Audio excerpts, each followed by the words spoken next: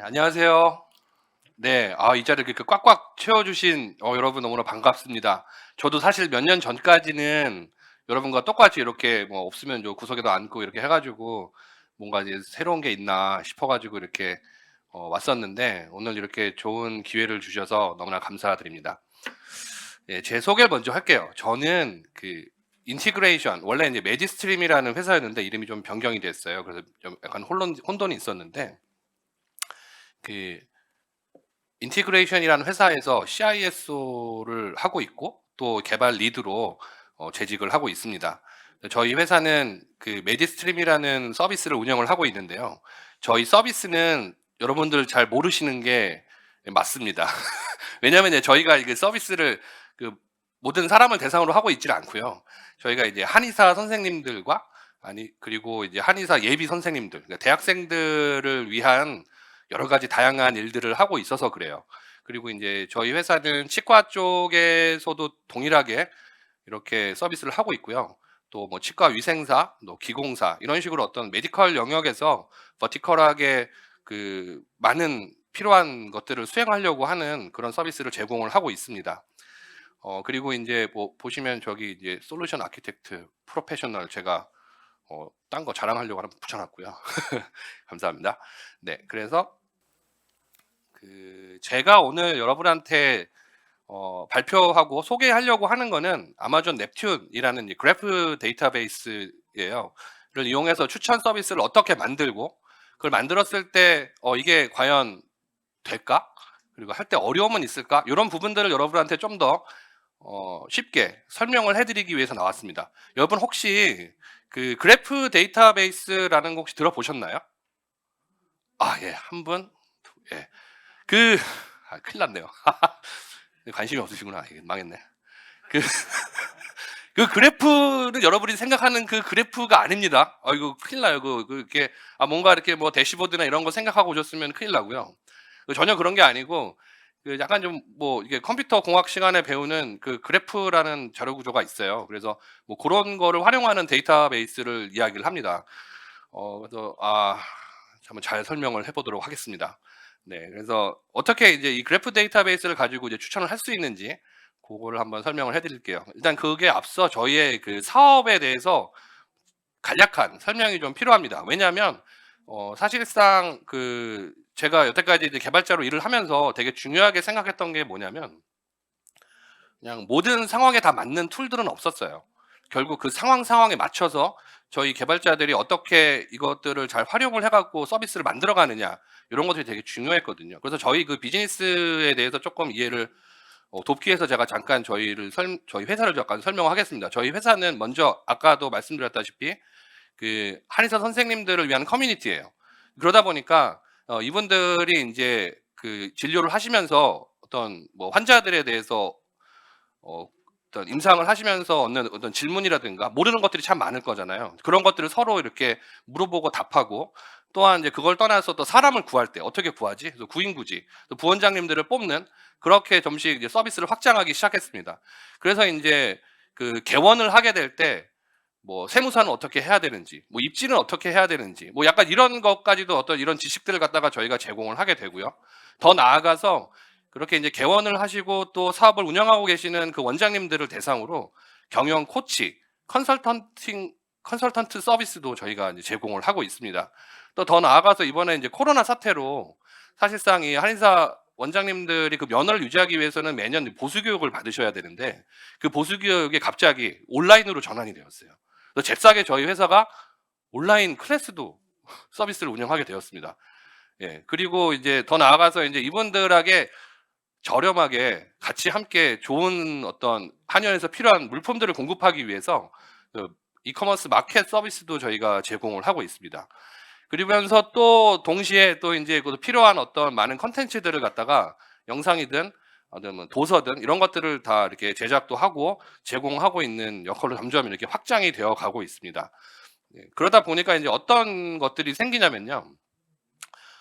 예를 들어서 한 가지 주제, 지금 제가 지금 장표에 여러분들 보여드리는 그 도침이라는 게 있어요. 처음 들어보시죠? 예, 저도 처음 들어봤습니다. 그냥 이게 침 같은 건데요. 침인데 암의 끝이 살짝 좀 넓어요. 그래갖고 그냥 침 꽂으면도 아픈데 이건 더 아파요. 그래서 근데 인제 이런 도침이라는 거를 가지고 여기 저 계시는 저 윤상원 원장님이라는 분인데 저분이 인제 "야 이거 도침 좋아. 여러분 이걸로 환자들 다 고칠 수 있어요." 이런 식으로 인제 어떤 책도 쓰시고요. 거기에 대해서 인제 이런 강의도 하세요. 그러다 보니까 저희는 그런 강의도 서비스하게 되고 그런 책도 팔게 되고요. 그러면서 이 도침도 같이 팔고요. 그리고 도침을 팔면서 또 "아 환자가 너무 아파하는데 어떻게 해야 되죠?" 뭐 이런 어떤 질문들이 들어오면은 "요렇게 하시면 됩니다." 하면서 이런 어떤 콘텐츠들을 또 작성을 해 갖고 이렇게 그 어떤 한 분야에 대해서 이렇게 다방면의 어떤 그런 그 것들이 나와요. 뭐 상품도 있고 뭐 영상도 있고 그림도 있고 책도 있고 그 모든 것들이 너무 많이 나오게 되거든요. 그래서 인제 제가 이 모든 것들을 다 뭐 이렇게 그때그때마다 말을 할 수가 없어 가지고 이런 다양한 뭐 상품이든 뭐든 이런 것들을 제가 그냥 엔터티라고 표현을 하겠습니다. 뭐 잘 모르면 엔터티라고 하잖아요. 그쵸? 그래서 인제 그 그래서 이제 저는 그래요. 그래서 이제 저희 회사에서 이런 도침이라는 걸로 검색을 했을 때 딸랑 이렇게 상품만 딱 튀어나오는 게 아니라 이렇게 인제 뭐 책도 나오고 도침이라는 상품도 나오고 이 온라인 강의도 나오고 그다음에 이런 임상 콘텐츠도 이렇게 함께 다 나왔으면 좋겠다. 이게 인제 저희 회사가 아니 제가 그 우리 회사에서 함께 만들려고 했던 서비스의 가장 기본이고요. 그래서 이제 추천이라고 했을 때는 보통 대부분이 인제 상품 추천을 이야기를 하고 있는데 저희는 이제 어떤 단일화되는 그 상품뿐만이 아니라 여러 가지 다양한 것들을 같이 함께 하고 싶었어요. 이제 그러다 보니까 '이걸 어떻게 하면 좋을까?' 하고 봤는데 일단 다 인제 글자로 되는 거다 보니 야 이거 물론 인제 각 엔터티마다 스키마가 다 다르겠죠. 다 다르다 보니까 뭔가 이렇게 공통적인 걸 찾기가 어려워요, 스키마로 봤을 때는. 하지만 안에 내용을 까서 보게 되면은 거의 비슷한 말들이 반복되는 걸 알 수 있어요. 키워드는 비슷하겠죠. 왜냐하면 도침을 가지고 사람을 어떻게 치료하는지에 대한 이야기를 하고 있는 거기 때문에 그 내용들은 다 비슷한 겁니다. 그래서 '아 그러면 혹시라도 이런 모든 글들 중에서 내용을 가지고 그 키워드를 다 뽑아서 그 키워드가 가장 맞는 것끼리 묶으면은 서로 이렇게 연관된 친구들로 이렇게 되지 않을까?'라는 접근을 취했습니다. 그래서 그 접근을 했고요. 그래서 인제 각 엔터티에서 핵심 키워드를 추출을 해 가지고 그 키워드와 엔터티 간의 관계를 갖다가 한번 수치화를 하게 되면은 그러면 이 엔터티에서 이 단어, 이 워드가 얼마나 중요한가 이런 것들을 알 수 있잖아요. 그러면 이제 우리가 그 단어를 검색했을 때 그 엔터티가 같이 나오면 좋겠죠. 그쵸? 예 이제 그런 방식으로 해서 상당히 직관적입니다. 이건 이해가 안 갈 수야 안 갈 수가 없는 내용인데 다 이해하고 계시는 거죠? 네. 역시 훌륭합니다. 그래서 인제 결국 마지막 골은 이렇게 돼요. 그래서 이제 저희 보시는 것처럼 그 동그라미가 있고 네모가 있잖아요. 그래서 이제 초록색 네모와 그 노란색 네모는 사실 연관이 있다라는 거예요. 왜냐하면 그 가운데 동그라미 그러니까 인제 키워드로 서로 같은 키워드를 되게 공유를 많이 하고 있다라는 거거든요. 그래서 인제 제가 어떤 키워드를 던졌을 때 거기에 맞는 문서들이 주르륵 올라온다라고 하면은 그 문서들 간에 저렇게 공유하는 키워드가 많다라고 하면 사실상 이 문서와 저 엔터티는 어 '비슷한 내용을 얘기를 하고 있겠구나.'라고 인제 생각을 할 수가 있습니다. 그래서 또 되게 재밌는 거는 뭐냐면요. 예를 들어서 인제 이 키워드를 뽑는 게 이제 사람이 한 땀 한 땀 뽑는 게 아니고 이제 기계를 통해서 뽑는 거기 때문에 엄한 키워드가 들어올 수 있어요. 아니면 되게 일반적인 명사가 들어올 수 있다든가. 근데 그런 경우에는 저희가 인제 저런 식으로 이제 그림을 그려 놓고 보면은 '야 저 키워드는 여기 들어오면 안 되는 애들인데?'라고 생각하는 게 있을 수 있잖아요. 근데 고런 것들은 바로 보고 바로 빼버릴 수가 있어요. 그러니까 무슨 얘기냐면 추천의 근거를 알 수 있고 그거를 쉽게 알 수 있기 때문에 그 추천의 성능을 고도화하는 데 있어서 정말 많은 이점을 가지고 있는 방식인 거죠. 이해하셨죠? 네. 그래서 인제 '이거를 그럼 어떻게 할까?' 하고 하면 이제 사실은 인제 인제부터는 어떻게 할지에 대한 내용이기 때문에 개발자 여러분들은 다 잘 알고 계실 거라고 생각을 합니다. 그래서 인제 첫 번째는 그 엔터티에서 문서에서 키워드를 추출하는 일을 해야 돼요. '이런 건 어떻게 하나?' 하고 제가 봤더니만 NLP라는 게 있더라고요. NLP. NLP가 자연어 처리라는 거를 이제 영어로 한 건데 그 자연어 처리 반에 들어가서 제일 처음 배우는 게 그 키워드 추출하는 거예요. 그 TF, IDF라고 해서 이 핵심 이 단어에서 이 키워드를 추출하는 법을 배우거든요. 뭐 더한 방법도 있겠지만 저는 일단 잘 모르기 때문에 요걸 한번 해 봤습니다. 그래서 요렇게 해 가지고 각 엔터티에서 그 핵심 키워드를 추출을 하게 되었고요. 그다음에 인제 아까 제가 좀 전에 보여 드렸던 그런 자료 구조, 그림을 그려야 되기 때문에 그 그래프 자료 구조에 맞춰서 그런 그 데이터 자료 구조를 변환하는 일을 했습니다. 그리고 그 자료 구조를 데이터베이스에 적재를 했습니다. 그다음에 그 적재된 데이터베이스에서 인제 내가 원하는 추천을 할 수 있게 하기 위해서 쿼리를 날려서 그 쿼리에 대한 응답 값을 갖다가 제공해 주는 API를 만들게 되었어요. 뭐 많이 하는 거잖아요. 이거 우리가 뭐 항상 개발자들이라면 이제 어플리케이션 서버에서 뭔가 이제 필요한 로직을 데이터베이스에 쿼리를 해 가지고 뭔가 이 데이터를 끌어와서 이게 제공을 하는, 근데 가장 기본적인 백엔드 어 아키텍처라고 보시면 되고요. 이 넵튠 데이터베이스의 장점이 사실 이렇게 익숙한 아키텍처를 그대로 활용할 수 있다라는 장점이 있습니다. 뭔가 이제 데이터베이스가 다르게 되면은, 그래서 뭔가 이제 지금까지 우리가 익숙하지 않은 다른 구조로 뭔가 서빙을 해야 된다든가, 예를 들어서 인제 그 인공지능 모델 서빙이 좀 그렇거든요. 이게 어떻게 하는지 이해는 되는데 하라고 그러면 잘 모르겠어요. 뭐 거기서 이미 서빙도 아니라 뭐 추론한다라는 말을 쓰더라고요. 그래서 인제 사실 좀 되게 어려울 수가 있는데 이건 되게 이런 그런 면에 있어서는 되게 쉬운 그런 장점이 되는 것 같습니다. 그래서 인제 뭐 NLP를 통해서 키워드를 뽑는 일을 해요. 이거는 사실 제가 여기서 다루지 않겠습니다. 이런 거는 뭐 그냥 책을 보면 다 나오고요. 그다음에 인제 뭐 잘 찾아보시면 잘 나와요. 그냥 순서가 쭉 있는데 저 순서대로 하시면 되는데, 참고로 말씀드리면 제일 어렵습니다. 해 보신 분들 혹시 계시나요, 이거? 예, 해 보셨죠? 즐거운 일이었나요? 행복한가요? 행복하지 않으시죠? 저도 행복하지 않았습니다. 이게 너무 행복하지가 않아요. 이게 제일 문제예요. 이게 한국어는 한국이 문제인가 한국어가 문제인가 뭔지 모르겠는데, 아무튼 뭘 한번 하려고 하면 이게 너무 힘들어요. 그래서 요거는 이제 제가 이따도 말씀드렸다시피 이거 힘들게 이렇게 안 하셔도 됩니다. 이 다른 좋은 세상이 됐으니까 그 챗GPT한테 뽑아 달라고 하면 잘 뽑아 줍니다. 예. 그래서 여러분 이렇게 하지 마세요. 예. 말씀드리고 싶고, 그다음에 인제 그 버텍스라는 또 용어가 나오는데, 이게 뭐냐면 아까 제가 보여 드렸던 그 그림에서 그 동그라미를 말씀드리는 거예요. 그러니까 동그라미와 동그라미 사이에 있는 선 말고요. 동그라미. 그걸 버텍스라고 그러고 뭐 노드라고 부르기도 합니다. 보통 인제 우리가 하는 엔터티들은 전부 다 버텍스의 어트리뷰트, 속성으로 들어간다고 보시면 될 것 같고요. 뭐 글자가 작아서 잘 보이지 않으시겠지만 사실 저 내용이 그냥 뻔히 우리가 생각하는 그 엑셀 테이블의 그 CSV 파일이에요. 그래서 인제 앞에 아이디 있고 이 뭐 타입 이름이 있고 그 이름의 속성들이 있고, 이게 뭐 그런 것들이 나타나고 있습니다. 뭐 가격이 얼마고, 상품이면 가격이 얼마인지 나올 거고요. 뭐 도서였으면 저자가 누구고 출판사가 어디고 뭐 ISBN 코드가 뭐고 이렇게 나올 거고요. 뭐 상품이었으면 뭐 바코드가 뭐고 뭐 표준 코드가 뭐고 뭐 이런 것들이 또 나오겠죠. 네. 그리고 인제 뿐만 아니라 또 재밌는 거는 이런 엔터티만 버텍스로 표현되는 게 아니라 키워드도 버텍스로 표현이 됩니다. 그쵸? 그래서 이제 밑에 이제 워드 클라우드를 보시면은 그 저희가 하고 있는 이 아티클에서 다 뽑은 건데요. 뭐 보시면 알다시피 인제 환자가 제일 많고요. 아무래도 인제 여기는 환자 때문에 고민이신 분들이니까 뭐 고치려고 고민이기도 하고, 뭐 환자들이 뭐 "돈이 없다." 뭐 "왜 이렇게 아프냐." 뭐 이런 것도 고민이고, 아무튼 여러 가지 고민들이 있습니다. 그리고 보시면은 인제 이런 경우 저런 경우 같은 경우 저런 말들이 들어오는데, 저런 걸 한 땀 한 땀 다 빼줘야 돼요. 저 별로 안 중요한 말이잖아요, 사실. 중요하지 않은데 빈도는 되게 높은 거죠. 그래서 인제 요런 것들을 빼주는 일이 사실은 가장 어려운데, 그게 인제 사실 TF, IDF를 하게 되면 요런 것들이 어느 정도는 제거가 됩니다. 그리고 인제 엣지라고 얘기를 하는 게 있는데, 그 엣지가 바로 뭐냐면 그 키워드와 그 문서 간의 관계를 표현하는 말이에요. 그래서 엣지는 되게 재밌는 게 이 특성이 그 소스와 타겟이 있어요. 그러니까 어디에서부터 어디로 간다. from to가 있다라고 보시면 되고요. 그 from은 인제 당연히 인제 어떤 문서에서 이 키워드가 추출되었다라고 하는 그 문서를 가리키고 있고요. to는 그 키워드를 가리키고있겠죠.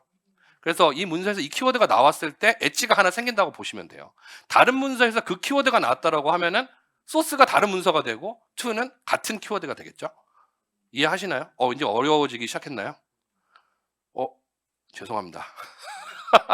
이거는 어렵습니다. 예, 저도 어려웠어요. 사실 인제 뭐 '이렇게 한다.'라고 이제 생각을 하시면 될 것 같고, 근데 이런 식으로 하다 보니까 인제 그다음부터는 이제 이렇게 만들고 그다음에 이제 적재하는 일이 남는데, 이 데이터가 많아지면 여러분 잘 알다시피 이 변환하는 작업이 상당히 어렵습니다. 아시죠? ETL 나 자신 있다. 행복하다. 난 ETL만 하면 너무 좋다. 없으시죠? 이거 또 안 해본 사람들은 뭐 별거 아닌 것처럼 보이지만 해본 사람들은 아주 그냥 남이 해줬으면 하는 일 중에 하나죠. 네. 다행히도 여기에서 이제 이걸 도와주는 도구들을 많이 제공을 해줍니다. 첫 번째는 이제 세이지 메이커, 그리고 주피터 노트북이라고 보시면 될 것 같고요. 기본적으로 넵튠 데이터베이스를 올리게 되면은 마치 그 배트민과 로빈처럼 같이 올라오는 친구가 세이지 메이커 이 주피터 노트북 인스턴스예요. 그래서 그 인스턴스 안에 그 필요한 모든 라이브들이 다 올라가 있고요. 바로 그 데이터베이스에 접근을 해가지고 어떤 쿼리를 하거나 어떤 모든 것들을 할 수 있는 모든 환경들이 다 제공이 되어 있습니다. 또한 그 샘플도 되게 풍부하게 있고 예제 데이터뿐만 아니라 어떤 예제 그 노트북 그러니까 코드들도 되게 많이 있습니다. 그래서 여러분 꼭 궁금하시면 꼭 들어가셔서 한번 보세요. 되게 재밌는 거 많이 할 수 있습니다. 그 안에 보시면은 뭐 신용카드를 뭐 사기치는 사람들을 어떻게 잡을까 뭐 이런 예제들도 있어요. 그래서 가서 보시면은 아 이렇게 그걸 이제 프로드 디텍션이라고 하는데 그 사기 탐지를 어떻게 하는구나 이런 걸 통해서 그런 걸 배울 수가 있고요. 그다음에 이제 그 데이터는 레드시프트를 저는 활용을 했어요. 저희가 이제 기본적으로 데이터가 다 레드시프트 DW에 다 적재가 되어 있기 때문에 그 레드시프트를 활용을 해서 그냥 몇 번 뚝딱 쿼리 건드리기 시작을 하면은 바로 우리가 원하는 자료형으로 바로 나오게 되고요. 그렇게 나온 걸 한 방에 다 S3에다가 업로드까지 한 큐에 다 되거든요. 그렇게 해서 이제 데이터를 갖다가 이제 변환하고 올리는 것까지 하게 되고, 마지막으로 이제 이렇게 변환된 데이터를 갖다가 그 넵튠 데이터베이스에 적재하는 일은 또 아주 잘하게 좋은 게 넵튠에서 이런 벌크 로딩 하는 API를 줍니다. 그래서 특정 S3 폴더에다가 필요한 데이터 파일을 갖다가 CSV 형식으로 올려놓고요. 그냥 명령 한번 딱 때려주면은 알아서 걔가 벌크로 로딩을 해갖고 전부 다 적재를 해요. 그래서 사실 가장 큰 이슈가 이제 지금까지 이런 그래프 데이터베이스가 없었던 게 아니에요. 많이 우리가 했던 게 이제 네오4j라든가 여러 가지 데이터베이스들이 있었는데, 혹시 네오4j 활용해봤다? 아무도 없죠? 정상입니다. 계시네요. 행복하다. 행복한지. 네오4j 저도 좀 써봤는데 행복하지 않습니다. 이게 개복치도 아니고 맨날 죽어요. 그래가지고 사실 그냥 약간 이제 뭐 연구 뭐 이런 거 할 때는 뭐 어떻게 잘 달래가면서 할 수 있겠지만, 프로덕션에서 실무에서 운영을 할 정도 레벨로 뭔가 이렇게 강도 있게 밀어붙이면은 데이터가 많아도 죽고 뭐가 안 돼도 죽고 해가지고 뭔가 제대로 기능을 잘 못하더라고. 뭐 제가 잘 못해서 그런 거겠죠. 근데 아무튼 제가 느낀 그림은 그랬어요. 그런데 이제 이 넵튠 데이터베이스는 기본적으로 그런 것들을 다 할 수 있게끔 설계가 됐다고 해서 제가 좀 기대를 했었고, 사실 넵튠 데이터베이스 제가 자랑하러 나온 건 아니지만 이 세상에 나온 지가 벌써 5년이 됐습니다. 2018년 5월에 GA가 됐더라고요. 그래서 지금 되게 많이 고도화돼서 정말 필요한 워크로드에 활용하는 데 있어서는 저는 좀 많은 어떤 도구들이 있기 때문에 부담이 없을 거라고 생각을 합니다. 그래서 이제 이런 다 올린 다음에 아까 말씀드렸던 파이썬 노트북을 활용을 해서 주피터 노트북을 활용을 해서 쿼리를 날리고, 그 쿼리를 갖다가 밑에 이제 그 테이블 형태로 볼 수도 있고요. 그 옆에 저게 그래픽 형태로도 볼 수가 있습니다. 그래서 한번 꼭 이건 해보시길 추천드리고요. 그렇게 되면은 기본적으로 이제 저희가 원하는 그 쿼리를 짜야 되는데 이게 좀 어렵긴 해요. 이게 되게 어렵습니다. 왜냐면 안 해봐서 그래요. 이거 그림을 보면서 쿼리를 짜야 되거든요. 근데 항상 저희 쿼리 짤 때도 이제 한번 던져보고 내용 보고 또 던지고 내용 보고 던지고 뭐 이런 식으로 우리가 쿼리를 짜잖아요. 근데 마찬가지로 얘도 이제 저렇게 그림을 보면서 쿼리를 짠다라고 보시면 될 것 같습니다. 그래서 이제 저 경로에 대한 내용들은 제가 또 설명을 하게 되면 또 시간이 또 많이 갈 수밖에 없고 그렇게 드려도 좀 어렵기 때문에, 저희가 이제 AWS 한국 사용자 모임에서 이 넵튠 관련해서 저희가 핸즈온도 하고 여러 가지 강의도 한 자료들이 있거든요. 그런 것들을 좀 참고해 주시면 좋을 것 같습니다. 네, 그렇게 되면은 이제 API를 만들어야 되는데 이거 보시면은 이제 뭐 노드로 그냥 익숙하게 이렇게 require 해서 만들면 돼요. 그래서 그냥 요거 그대로 익스프레스 서버에다 올리면 API 그냥 뚝딱 나오는 거고, 당연히 서빙 이런 거는 이제 뭐 해보신 분 알지만 이제 진리의 서버리스 스택이 있잖아요. 앞에 API 게이트웨이 놓고 중간에 이제 람다로 애플리케이션 서버 역할을 하듯이 그냥 놓고 뒤에 넵튠 붙여주면은 사실 아무 문제 없이 다 동작을 하고 워크로드가 커져도 스케일아웃 걱정 없이 전부 다 활용할 수 있고요. 마찬가지로 넵튠 같은 경우도 이제 클러스터로 더 활용이 되기 때문에 워크로드가 늘어나더라도 옆으로 이제 같이 스케일 아웃이 가능하다라는 점 기억해 주셨으면 좋겠습니다. 그래서 이제 제가 뭐 사실 지금까지 다 말씀을 드렸는데 처음이라 사실 좀 러닝 커브가 있긴 해요. 왜냐하면 이제 자료 구조도 좀 익숙치가 않고 또 어렵기 때문에. 그런데 이제 프로덕션 레벨에서 제가 생각했을 때는 활용하는 데 있어서 큰 이슈는 없었고, 그 부분들을 한번 여러분들이 잘 한번 그렇구나라고 아셨으면 좋을 것 같습니다. 그리고 서버리스와 궁합이 좋기 때문에 너무 좋아요. 그리고 이제 넵튠 서버리스도 있어요. 근데 아직 서울 리젠은 좀 GA가 안 돼서 제가 테스트는 못 해봤는데, 그 넵튠도 클러스터를 굳이 올리지 않고도 활용할 수 있는 장점이 또 있을 것 같습니다. 네, 감사합니다. 예, 아직 발표가 끝난 게 아니니까 좀 앉아 계시고요. 그 다음에는 저희 무신사에서 그 엘라스틱 이걸 활용해서 EKS로 어떻게 구축하고 이것들을 서빙을 하는지에 대해서 좋은 말씀을 주실 겁니다. 네. 네. 앞에 세연님 너무 발표 잘하셔서 저는 200명이 되는 이 자리에서 하는 게 처음이라 좀 잘 부탁드리겠습니다. 네, 안녕하세요. 저는 EKS에서 엘라스틱을 활용한 검색 엔진 플랫폼 구축하기를 발표하게 된 이병우입니다.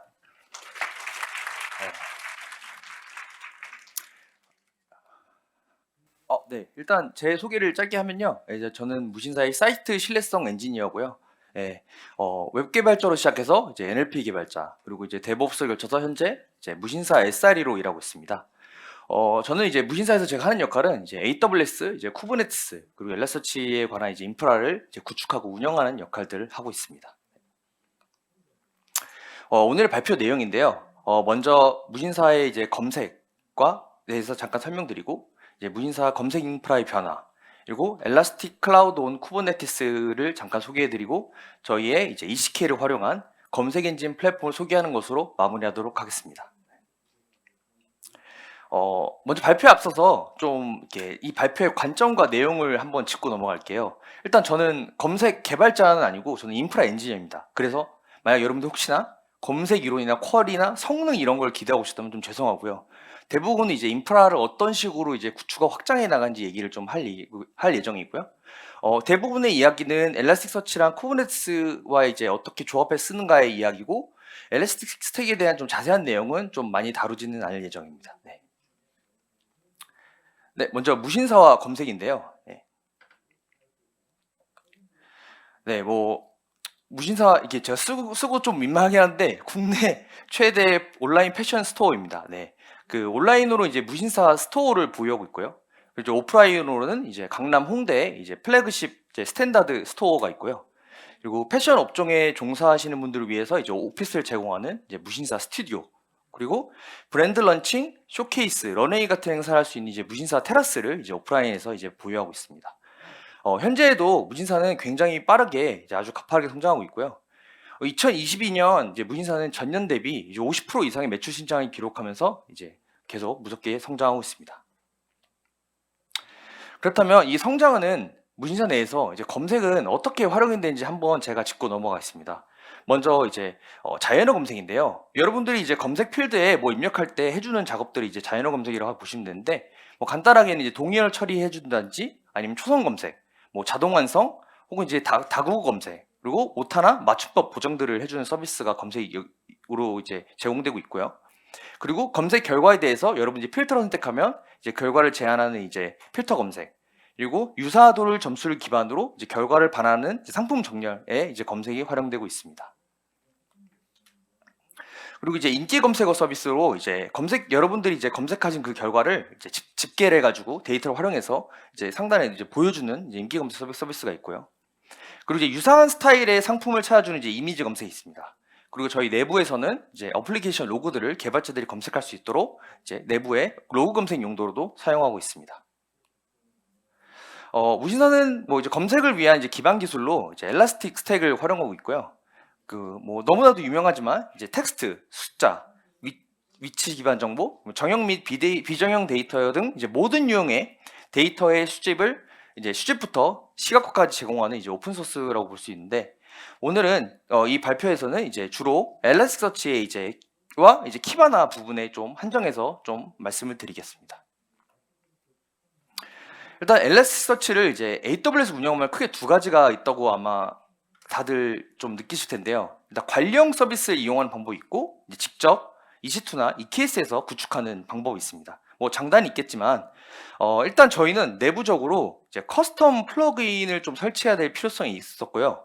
그리고 최신 버전의 8.0 이상의 이제 엘라스틱서치를 사용해야 될 니즈도 있었고, 그리고 인덱스 레벨 샤드 올로케이션 필터를 이용해서 이제 인덱스 수준에서 이제 어떠한 이제 노드에만 이제 어떤 인덱스를 특정 저장해서 나눠 저장하고 싶은 니즈가 있어가지고 저희는 엘라스틱서치를 직접 구축하는 방법을 택했는데, 사실 AWS 서밋인데 이렇게 써놓고 보니까 아마존 오픈서치 서비스가 굉장히 단점이 많아 보이는데, 여러분 이건 좋은 서비스고 굉장히 잘 관리해 줍니다. 네. 그래서 저희는 이러한 이유 때문에 이걸 했으니까 여러분의 상황에 맞게 선택해서 사용하시면 되겠습니다. 네.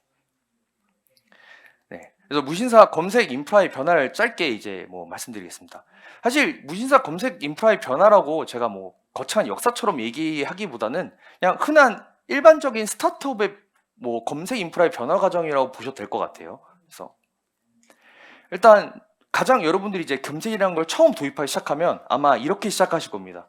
엘라스틱서치라는 걸 이제 알게 됐고, 그럼 우리 한번 구축을 해볼까? 그러면서 이제 노드를 이제 한 3개 정도 만들고, 그때는 이제 뭐 마스터 데이터 노드 이제 한꺼번에 이제 혼용해서 역할을 주고요. 앞에 엔드포인트를 줄 수 있는 걸 이제 로드맵스를 두는 형태로 시작을 하실 겁니다. 근데 이렇게 되면 이제 이 하나의 검색 엔진을 뭐 이제 내부용으로 쓰든 외부의 서비스용으로 쓰든 함께 쓰는 형태가 되기 때문에 이게 장애가 나면 이제 검색 서비스 전체에 장애가 나겠죠. 그래서 엘라스틱서치를 이제 조금씩 공부하고 하시다 보면 노드 간의 역할의 차이가 있구나. 그러면 이제 좀 분리하기 시작하실 거예요.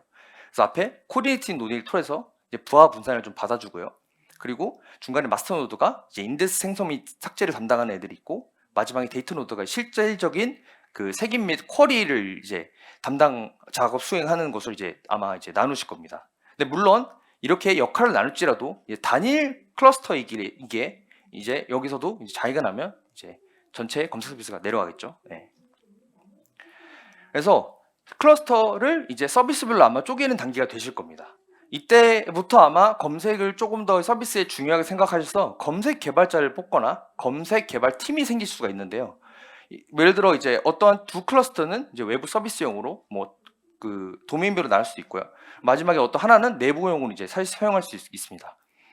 이렇게 용도에 따라서 할 경우 장점은 이제 각각의 클러스터별로 다른 설정을 줄 수가 있고, 그 다른 이제 각각의 다른 인스턴스 타입이나 이제 뭐 인스턴스의 그 CPU 메모리 스펙을 다르게 해서 이제 좀 더 유연하게 운영할 수 있겠죠. 네. 자, 이제 조직이 규모가 커지고 이제 굳이 검색 팀이 아니더라도 우리는 그냥 어떠한 특정 제품팀인데 우리 서비스 안에 검색이 필요해 라고 해서 검색 엔진을 사용해야 되는 수요가 생기기 시작합니다. 이런 경우에는 검색 엔진을 좀 유연하게 이제 항상 생성을 하고 증설하는 게 좀 중요해진 단계가 돼서 조금 이제 여기서부터는 이제 말 그대로 인프라를 거의 찍어내다시피 하는 단계가 아마 될 거라고 볼 수 있는데, 저희 무신사가 작년 하반기부터 이제 이 단계에 들어서서 이제 제품별로 클러스터를 구축을 시작을 하였습니다. 기존에 이제 EC2 기반의 이제 그 전에 이제 엘라스틱서치를 이제 구축하던 과정인데요. 하나의 클러스터를 구축하기 위해서 이제 1시간 정도가 좀 소요가 됐습니다. 이 과정을 한번 살펴보면 이제 일단 검색 개발자가 저희 인프라 엔지니어에게 하나 검색 엔진 클러스터 만들세요 하고 요청을 합니다. 그러면 저희는 나름 빨리 한다고 테라폼이랑 엔서블 같은 이제 IAC 도구, 인프라스트럭처 그 코드 도구를 만들어서 이제 키바나와 이제 엘라스틱서치 한 셋을 만들고요. 여기에는 이제 뭐 로드 밸런서 두고 이제 오토 스케일링을 두면서 이제 조금씩 유연하게 확장하고 가운데에서 부하 분산을 하는 형태로 운영을 합니다. 그런데 이게 한 벌이면 상관없지만 사실 여러 벌 계속 구축 요청이 들어올 수도 있고, 그리고 모든 이제 수정이나 뭐 트러블 슈팅 같은 요청이 이제 SR을 통해 많이 오기 때문에 사실 굉장히 바쁘고 저희가 병목이 되는 순간이 많았습니다. 아니 그러면 이걸 보면 아마 이런 의미 드실 수가 있습니다. 개발자가 직접 운영하면 되지 않을까라고 할 수 있는데, 아마 여기에 드는 의문점과 한계점을 제가 좀 정리해 봤습니다. 일단 권한을 좀 개발자 위임해서 특정 리소스를 관리하도록 이제 부여되지 않을까라고 하는데, AWS IAM 정책을 설계해 보신 분들은 아마 아실 겁니다. 이게 굉장히 까다롭고 누구에게는 특정 리소스가 노출되고 누구에게는 특정 리소스 관리할 수 있게 설계하는 게 굉장히 까다롭고 굉장히 이제 많은 시간이 들어가고요. 아니 그러면 뭐 이제 클라우드 다 같이 많이 쓰는데 개발자들도 클라우드를 공부하면 되지 않을까라는데, 사실 그분들은 개발하기에도 굉장히 바쁩니다. 네, 이거 굉장히 이해하고요. 그러면 그 인프라 엔진에 썼던 IAC 도구를 써가지고 뭐 테라폼 앤섭을 써가지고 이걸로 이제 뭐 찍어내면 되지 않냐라고 할 수 있는데, 사실 그분들은 그거 공부할 바에는 엘라스틱 스택을 좀 한 자라도 더 보는 게 더 이득이실 겁니다. 네. 그래서 인프라 엔지니어 저희 SR이랑 개발자인 검색 개발자의 이제 관심도 우선순위를 좀 한번 정리를 해봤습니다. 일단 저희는 이제 클라우드 엔지니어링이랑 이제 IAC 도구에 대해 관심이 많을 테고, 검색 개발자들은 이제 소프트웨어 엔지니어링이랑 프로그램이랑 그리고 엘라스틱 스택에 대해서 관심이 많을 텐데, 그래도 한 가지 희망적이었던 부분은 클라우드 네이티브로 가는 예정에서 쿠버네티스는 그래도 이거 좀 공부해 하면서 우리도 저희 커리어에 도움이 되겠다라는 측면이 있었고요. 마침 저희가 또 EKS로 이제 많은 서비스를 옮겨가는 중이었습니다. 네. 그래서 이러한 쿠버네티스에 관심 바탕으로 이제 EKS 기반의 검색 엔진 플랫폼을 이제 만들어 보기로 했습니다. 그래서 엘라스틱 클라우드 온 쿠버네티스를 이제 한번 소개해 드리도록 하겠습니다. 먼저 쿠버네티스 오퍼레이터인데요. 쿠버네티스를 운영하시면서도 이걸 들어보셨지만 잘 모르시는 분들이 있을 텐데, 제가 짧게 한번 설명을 드리면, 그냥 단순하게 생각해서 오퍼레이터라는 이 하나의 리소스가 이게 이제 EKS 클러스터에 배포가 됩니다. 그러면 이 오퍼레이터 하는 일은 커스텀 리소스라는 사전에 정의된 리소스에 대해서 변경사항들을 항상 추적해주고요. 그 추적해낸 거를 쿠버네티스 오브젝트, 기본 오브젝트에 대해서 항상 업데이트를 쳐주면서 이 목표 값을 유지해주는 그런 역할을 해주는 이 패턴이라고 보시면 되겠습니다. 자, 엘라스틱 클라우드 온 쿠버네티스는요, 이제 엘라스틱에서 나온 이제 오픈 소스인데, 이제 엘라스틱 제품군들을 이제 쿠버네티스 위에서 오퍼레이터 기반으로 운영하게 할 수 있는 오픈 소스이고요. 매니지드 쿠버네티스 서비스에 이제 EKS뿐만 아니라 GK, AKS도 지원해서 호환 가능하도록 설계가 되어 있습니다. 그러면 ECK를 설치하고 간단하게 설정하는 방법을 제가 한번 짚고 넘어가겠습니다. 일단 kubectl 명령어로 이제 커스텀 리소스 데포니션이랑 오퍼레이터를 쿠버네티스 클래스에 배포합니다. 그러면 이렇게 오퍼레이터가 하나 딱 생기게 됩니다. 여기서 이 친구가 해주는 역할은 이제 뒤에 나올 엘라서치랑 키바나의 리소스를 관리해주는 친구라고 생각하시면 되겠습니다. 아까 전에 전 장표에서 말씀드렸던 커스텀 리소스라는 걸 데피니션을 배포한 이후부터는 저희가 할 수 있는 게 뭐냐면, 여러분 쿠버네티스를 공부하시면서 이 카인드의 디플로이먼트나 파드 이런 거 했는데 엘라서치라는 걸 처음 이렇게 할 수 있는 거는 처음 보셨을 거예요. 이렇게 사전 정의된 거를 배포할 수 있게 해주는 게 커스텀 리소스 데피니션이고요. 이 설정 파일로 이제 마스터와 데이터, 코디네이팅 노드스에 이렇게 정의를 해서 배포를 하게 되면, 여기서 해주는 이 엘라스틱 오퍼레이터가 이 마스터랑 데이터, 코디네이팅에 대해서 스테이플 셋으로 만들어주고 여기에 이 각각의 파드 개수만큼 유지해주는 역할을 합니다. 여기서 만약에 제가 임의로 이 파드를 하나 지우면 이 마스터는 스테이플 셋 기준으로 이 세 개를 유지하려고 하고요. 만약에 뭐 실수로 요 스테이플 셋을 지웠다 하더라도 이 오퍼레이터는 여기에 명시된 이 데이터 노드에 세 개를 유지하게 되기 때문에 다시 스테이플 생성해서 요 세 개를 유지해주는 역할을 해줍니다. 물론 프로덕션에 한 번 이러시면 안 됩니다. 이거는 이제 이렇게 유지를 해준다고 반드시 그게 엘리서치의 이제 그 가용성을 보장해주는 그 상태는 아니라는 걸 좀 좀 알아주시면 좋겠습니다. 네. 그리고 이제 CRD를 통해서 이제 키바나를 한번 배포하겠습니다. 엘리서치의 단짝인 이제 키바나고요. 보시게 되면 이제 키바나라는 리소스를 이렇게 정의를 하고 엘리서치 래프라는 이 옵션을 통해서 연결 엘리서치를 설정을 하면 이 키바나가 엘라스틱에 연결이 돼서 이제 콘솔 어세스할 수 있는 키바나 한 벌이 생기게 됩니다. 자, 이제 엘라스틱 배포했으니까 한번 설정을 한번 보겠습니다. 기존에는 엘라스틱의 여러 이제 뭐 노드의 역할이라든지 뭐 HTTP 포트, 뭐 인덱스 관련 설정 이런 것들을 이제 elixir.yml 파일이라는 걸 이제 안에 넣어서 그걸 이제 기동 시에 이제 참고하는 방식을 했는데 이 CRD에 정의된 요 파일에서 이 config라는 부분에 정의를 하면 내부적으로 시크릿을 따로 쿠버네티스 클러스에 생성을 해서 엘라스틱 파드에 마운트한 형식으로 자동으로 적용을 해주고요.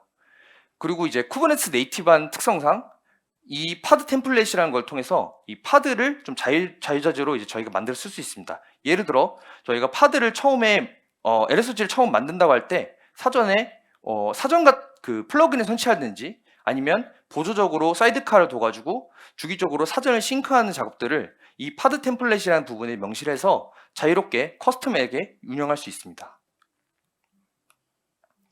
다음으로 이제 볼륨 클레임 템플릿인데요. 이 설정은 이제 LSH의 이제 볼륨 사이즈를 설정하는 부분입니다. 이제 스토리지 클래스와 이제 그 스토리지 부분을 명시하게 되면 이제 내부적으로는 이제 LSH 클러스터가 생기면서 이제 PVC랑 이제 PV를 만들어주고요. 이거는 이제 AWS에 있는 이제 그 클라우드 스토리지 인터페이스를 통해서 이제 엘라스틱 블록 스토어를 만드는 걸로 이제 연결이 되게 됩니다. 네. 이제 엘라스틱을 만들었으니까 한번 이제 확장하고 축소를 해봐야겠죠. 그래서 확장을 한번 하면 생각보다 간단합니다. 그 엘라스틱 커스텀 리소스 파일이 있는 이 카운트 부분을 수정해서 배포하는 것만으로도 새로운 노드가 하나 더 생기고요. 엘라스틱는 분산형 검색 엔진이니까 이 파드 데이터끼리 이제 한번 샤드를 이제 다시 리밸런싱해서 나눠 갖게 됩니다. 자, 이제 수평 확장을 했으니까 수직 확장을 한번 보겠습니다. 수직 확장은 엘라스틱에 있는 이제 리소스 부분인데요. 이 리소스 부분을 수정해서 배포하면 내부적으로는 이제 신규로 더 큰 스펙의 파드를 이제 만들어서 교체해주는 방식으로 이제 스펙을 이제 스케일 업을 진행할 수 있습니다. 볼륨도 마찬가지입니다. 볼륨도 기존에 100기가 썼는데 우리가 모자라서 좀 200기가로 늘리고 싶다라고 하면 이제 스토리지 부분을 수정을 해서 배포를 하게 되면 내부적으로 이제 새로운 큰 PVC가 붙어 있는 이제 파드를 만들어서 교체를 하는 방식으로 이제 롤링 업데이트를 수행합니다. 그리고 마지막으로 이제 스펙을 스케일 다운하는 건데요.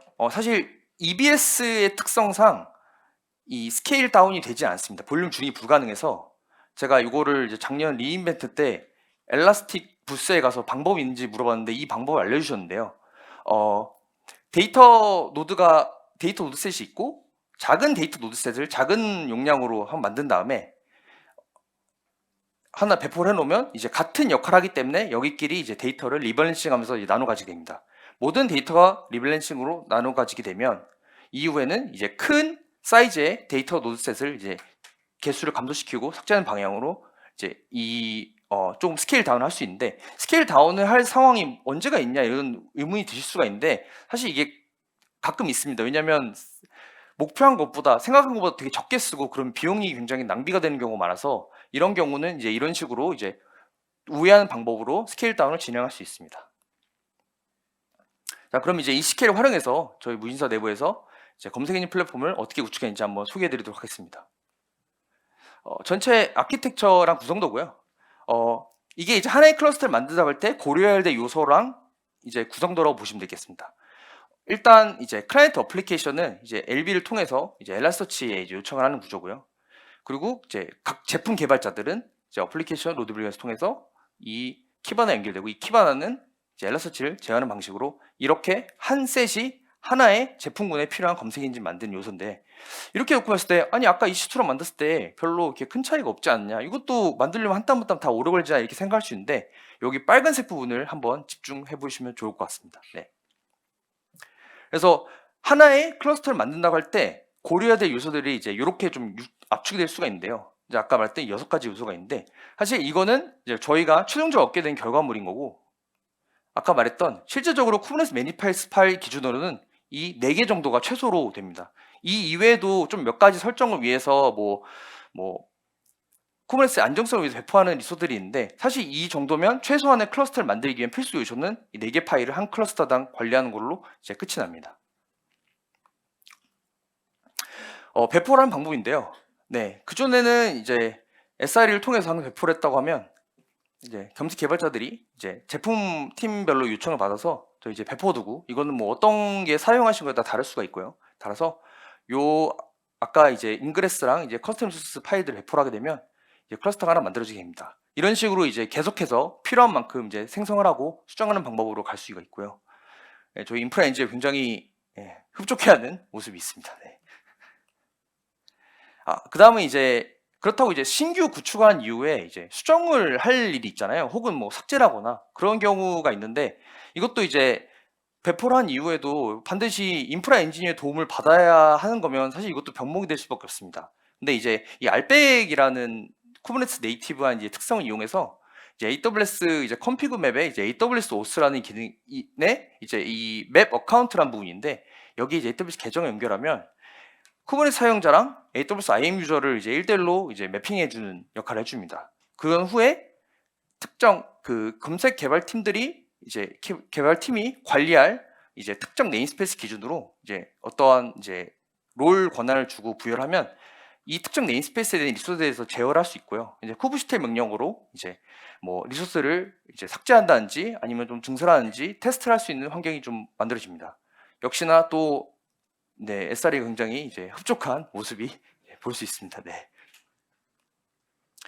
그래서 역할을 한번 쪼개보면 일단 SRE 같은 경우는 이제 AWS 클라우드의 전반적인 내용, 전반적인 부분이랑 좀 EKS 클러스터 내에 있는 이제 기본적인 이제 그 클러스터 구성하는 거를 담당한다고 하면 이 인그레스를 통해서 만들어진 이 로드 밸런스들 그리고 서치 엔진이라는 이 네임스페이스 특정 네임스페이스인 리소스들에 대해서는 이제 검색 개발자들이 이제 할 수 있는 방안으로 저희가 역할을 구분해서 플랫폼을 운영한다고 보시면 될 것 같습니다.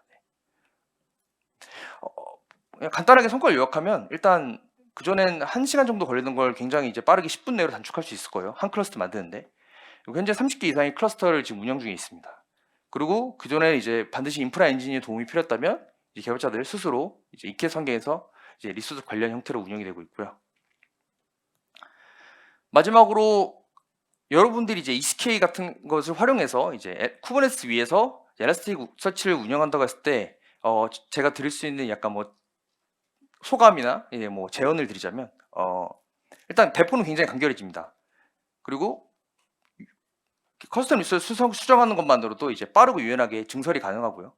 그리고 쿠버네티스의 네이티브한 생태계를 활용해서 이제 알빅이라든지 뭐 인그레스를 활용하는지 해서 AWS 리소스를 직접 건드리지 않고도 이제 권한 제어나 혹은 서비스 노출할 수 있고요. 이제 반대로 이 얘기는 누군가는 쿠버네티스 클러스를 관리해야 됩니다. 네, 이거는 항상 필수인 부분이고요. 그리고 어느 정도의 쿠버네티스에 대한 이해도나 혹은 운영할 인력이 된 상태에서 이 방법을 사용하는 것을 좀 추천드리겠습니다. 네. 네, 이상으로 발표를 마치도록 하겠습니다. 네.